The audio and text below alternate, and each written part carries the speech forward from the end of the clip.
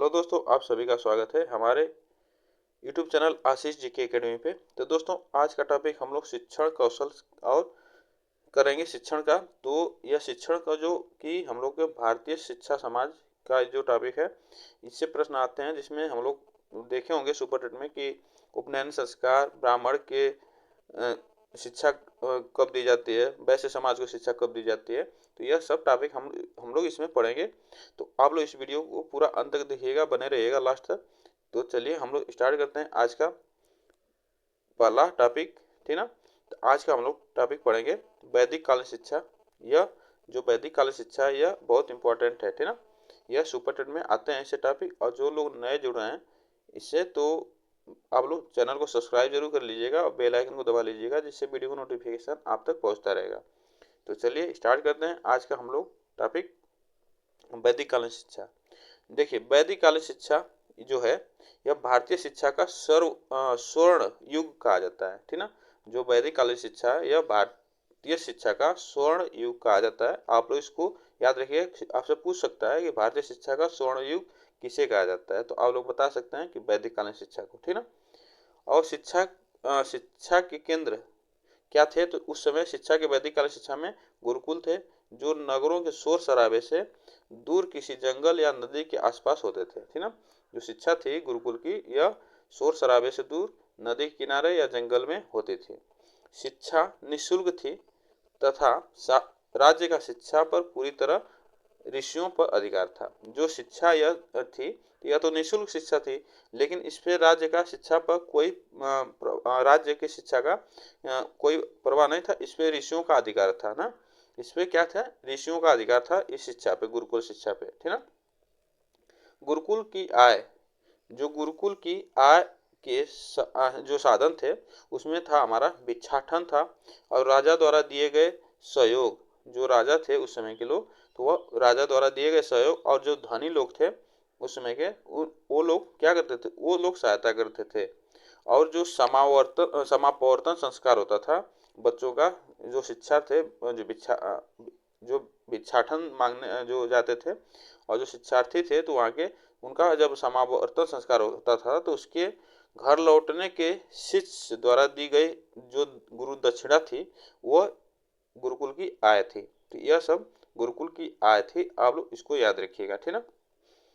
तो आपसे क्वेश्चन ये भी पूछ सकता है, समापवर्तन संस्कार किस काल में होता था, तो आप बता भी सकते हैं कि वैदिक कालीन शिक्षा में होता था, ठीक ना।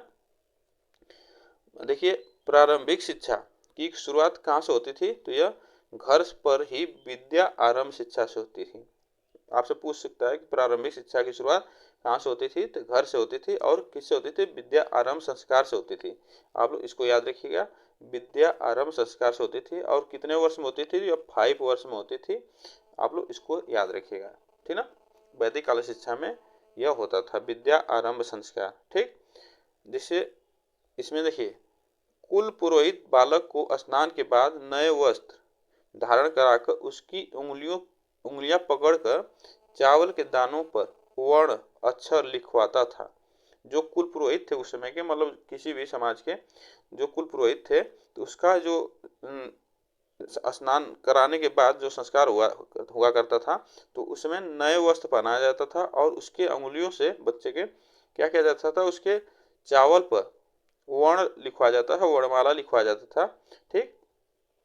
इसके बाद कुल पुरोहित को दक्षिणा आदि देकर विदा कराया जाता था। तो उसमें कि यह शिक्षा वैदिक काल शिक्षा में यह होता था, ठीक ना। उसके बाद क्या किया जाता था, जो पुरोहित थे, जो कुल पुरोहित थे, वहाँ के जो शिक्षा देने वाले थे, तो उनको क्या किया जाता था कि उनको फिर विदा किया जाता था दक्षिणा देकर, ठीक ना। तो आप लोग इसको याद रखिएगा। उच्च शिक्षा की शुरुआत गुरुकुल में उपनयन संस्कार से होती थी। तो देखिए, आप लोग पूछ सकता है कि उच्च शिक्षा की शुरुआत गुरुकुल में किससे होती थी, तो उपनयन संस्कार से होती थी। आप लोग यह याद रखिएगा, ठीक ना। उपनयन संस्कार से होती थी। उपनयन का अर्थ था हमारा क्या, समीप ले जाना, किसके पास, समीप ले जाना, गुरु के समीप ले जाना। उपनयन संस्कार में विभिन्न लिखित तथ्य महत्वपूर्ण थे। जो उपनयन संस्कार थे उसमें विभिन्न लिखित तथ्य महत्वपूर्ण थे, तो उसके बारे में हम लोग पढ़ेंगे एक एक करके। आपसे क्वेश्चन पूछ सकता है कि उपनयन संस्कार कब होता था। यह उच्च शिक्षा की शुरुआत में होता था, ठीक ना, और गुरुकुल में होता था। ठीक, आप लोग इसको याद रखिएगा।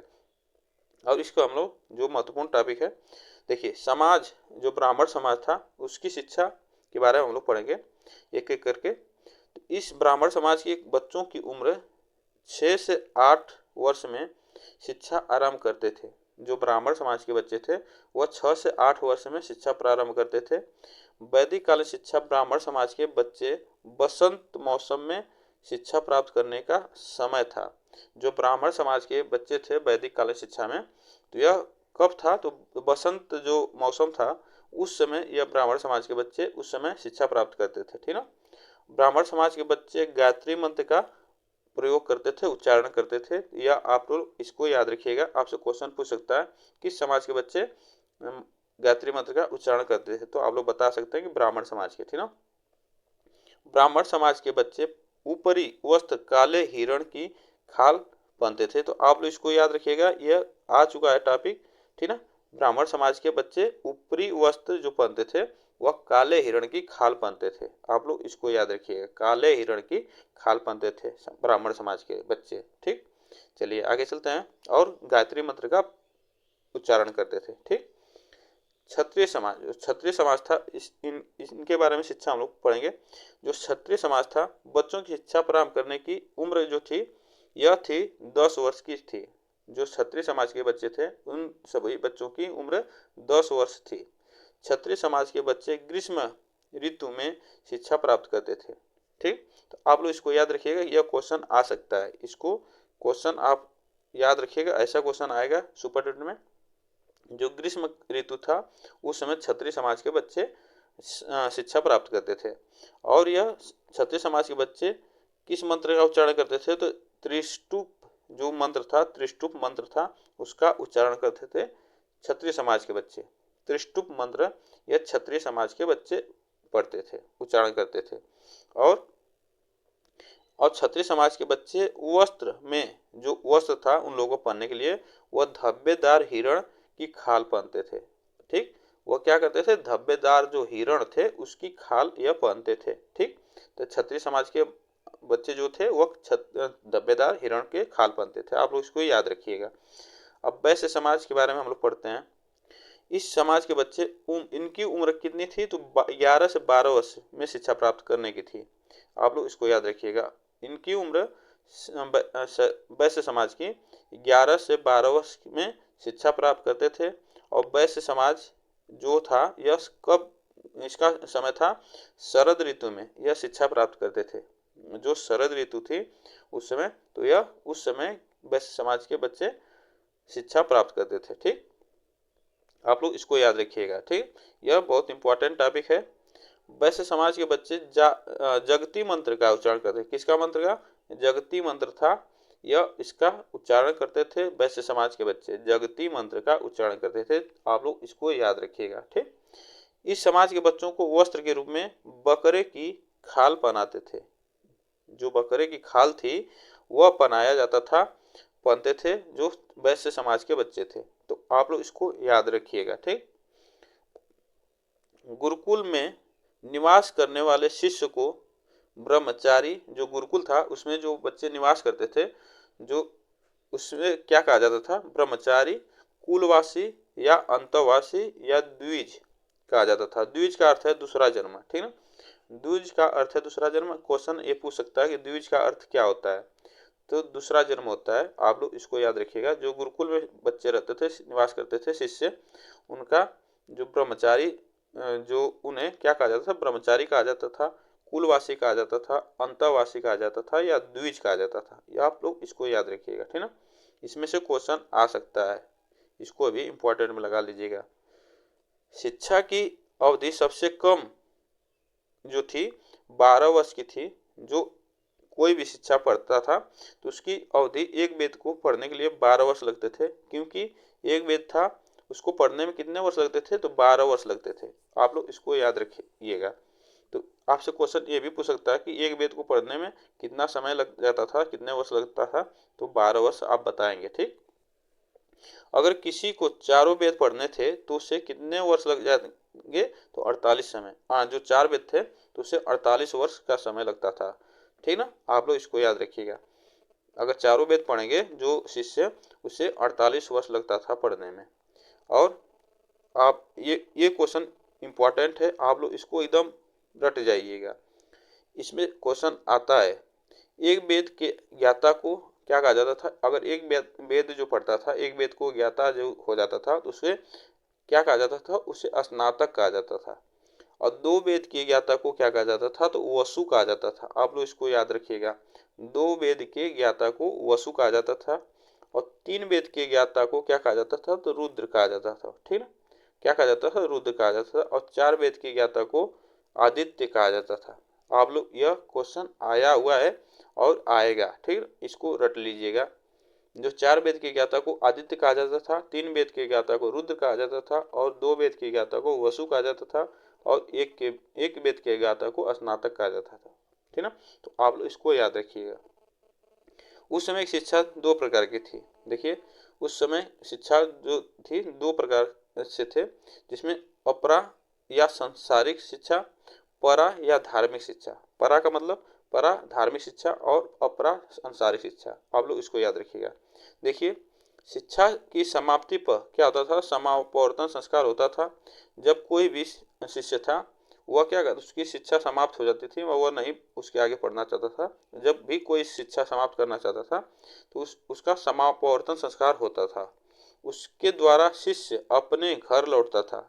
उसके द्वारा एक शिष्य जो था, जिसके द्वारा एक शिष्य अपने घर लौट जाता था, तथा इस संस्कार के दौरान गुरुकुल से जा रहे शिष्य से गुरु दक्षिणा प्राप्त करता था तथा कुछ सीख देता था। जो शिष्य था, उस समय संस्कार के दौरान जो समापवर्तन संस्कार होता था, उस समय गुरु क्या करता था? जो गुरुकुल से जा रहे शिष्य था, जा रहा था शिष्य, उससे क्या करते थे? प्राप्त करते थे, गुरु दक्षिणा प्राप्त करते थे, और कुछ उसे सीख देते थे, उसे कुछ अच्छा ज्ञान देते थे। तो यह कौन कौन थे? देखिए, वह थे हमारे खुद से अध्ययन करना, ज्ञान का दुरुपयोग न करना, माता पिता की सेवा करना। यह जो था, यह गुरु द्वारा दिया गया सीख था कि जो बच्चे जा रहे थे उसके लिए। ठीक ना, तो खुद से अध्ययन करना, ज्ञान का दुरुपयोग न करना, माता पिता की सेवा करना, यह था गुरु द्वारा दिया गया सीख। ठीक, और वैदिक कालीन शिक्षा में गुरुकुल में कठोर अनुशासन था, लेकिन यह दंडात्मक नहीं था। आप लोग इसको याद रखिएगा। वैदिक कालीन शिक्षा में जो कठोर अनुशासन था, उसमें लेकिन उसमें दंडात्मक नहीं था। वह दंड किसी को नहीं दिया जाता था, लेकिन अनुशासन कठोर था। ठीक, और विद्यार्थी को प्रातः उठना, गुरुकुल की साफ सफाई करना, गुरु माता के कार्य में हाथ बटाना, भिक्षाटन करना मतलब भिक्षा मांगना, अहिंसा न करना, अहिंसा और झूठ न बोलना, चोरी न करना, अपनी इंद्रियां पर काबू रखना जैसे नियमों का पालन करता था। जो विद्यार्थी था, वह क्या करता था? ऐसे नियमों का पालन करता था कि सुबह सुबह गुरुकुल में साफ सफाई करना, सुबह उठना, गुरु माता के कार्य में हाथ बटाना, और भिक्षाटन करना, अहिंसा से दूर रहना, अहिंसा न करना, और झूठ न बोलना, चोरी न करना, यह और जो अपनी इंद्रियां है उस पर काबू रखना, यह नियम था, पालन करना था गुरुकुल में। ठीक ना, आप लोग इसको याद रखिएगा। आज की तरह लिखित परीक्षाएं आदि नहीं थी। जब हम लोग तो इस समय लिखित परीक्षा कराते हैं, लिखित हम लोग एग्जाम देते हैं, लेकिन क्या होता है कि उस समय जो थी लिखित परीक्षा नहीं होती थी। अगली कक्षा में जाना गुरु का निर्णय होता था। जब भी अगली कक्षा में जाना होता था, तो उसमें गुरु ही उसका निर्णय देता था कि वो बच्चा आगे जाएगा या नहीं जाएगा। तो यह उसका गुरु का निर्णय था कि गुरु ही उसको आगे बढ़ाएगा। ठीक ना, और शिक्षण विधियों में अनुकरण विधि जो थी, इसमें जो शिक्षण विधियों में अनुकरण विधि, मनन विधि, रटंत विधि, वाद विवाद करके सीखना, व्याख्या विधि आदि का सहारा लिया जाता था। यह मुख्यतः अमनोवैज्ञानिक शिक्षण था। उस समय यह मुख्यतः अमनोवैज्ञानिक शिक्षण था। इसमें क्या होता था क्योंकि इसमें ज़्यादातर विद्यार्थी निष्क्रिय रहते थे। क्या करते थे, इसमें ज़्यादा बच्चे निष्क्रिय रहते थे, इसलिए इसे अमनोवैज्ञानिक शिक्षण कहा जाता था। ठीक।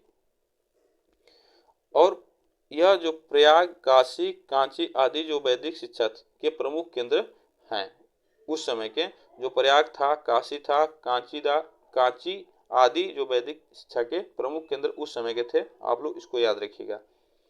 शिक्षा का सर्वोच्च लक्ष्य मोक्ष की प्राप्ति थी। जो शिक्षा का प्राप्त करना था वो उसकी क्या था कि उसकी मोक्ष की प्राप्ति करना था।